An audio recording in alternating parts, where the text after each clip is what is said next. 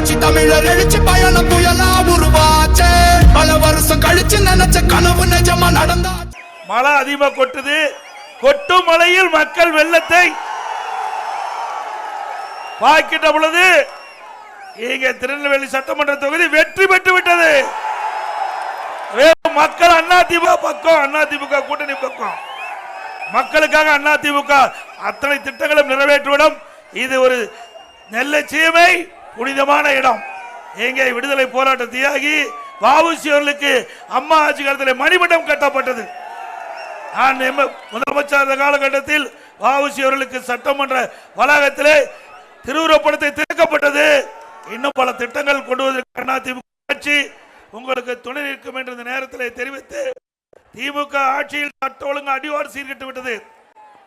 இன்றைக்கு திராவிட முன்னேற்ற கழக தலைவர் ஒரு அறிக்கை வெளியிட்டிருக்கிறார். இன்றைக்கு நீட் தேர்வு அதிமுக ஆட்சி வந்தது முற்றிலும் தவறு. மத்தியிலே காங்கிரஸ் ஆட்சி, திராவிட முன்னேற்ற கழகம் அங்க வைத்தது. அந்த காலகட்டத்தில் தான் நீட் தேர்வை கொண்டு வரப்பட்டார்.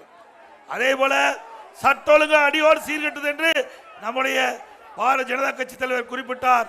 இன்றைக்கு அனைத்து இந்திய அண்ணா திராவிட முன்னேற்ற கழகத்தை பொறுத்த வரைக்கும் மக்களுக்கு என்ன தேவையோ அதை நிறைவேற்றிய தீர்வோம் நேரத்தில் தெரிவித்து, விலைவாசி உயர்வு, இன்றைக்கு கட்டுமான விலை உயர்வு, அது மட்டுமல்லாம அனைத்து இந்திய அண்ணா திராவிட முன்னேற்ற கழக ஆட்சியில் கொண்டு வரப்பட்ட பல திட்டங்கள் இந்த ஆட்சியிலே நிறுத்தி வைக்கப்பட்டுகின்றன. இன்றைக்கு திருநெல்வேலி மாநகரத்திலே ஸ்மார்ட் சிட்டி திட்டம், நிறைய திட்டங்களை கொண்டாந்து நிறைவேற்றணும். இப்படி பல திட்டங்களை நிறைவேற்றி மக்களுடைய அன்பை பெற்ற அரசாங்கமா அதிமுக அரசாங்கம் திகழ்ந்தது.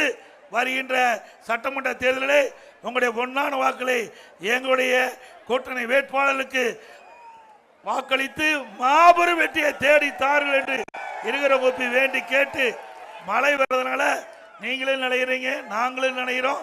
ஆகவே அனைத்து இந்திய அண்ணா திராவிட முன்னேற்ற கழகத்தை பொறுத்த வரைக்கும் உங்களுடைய அரசாங்கம், இது உங்களுடைய கட்சி.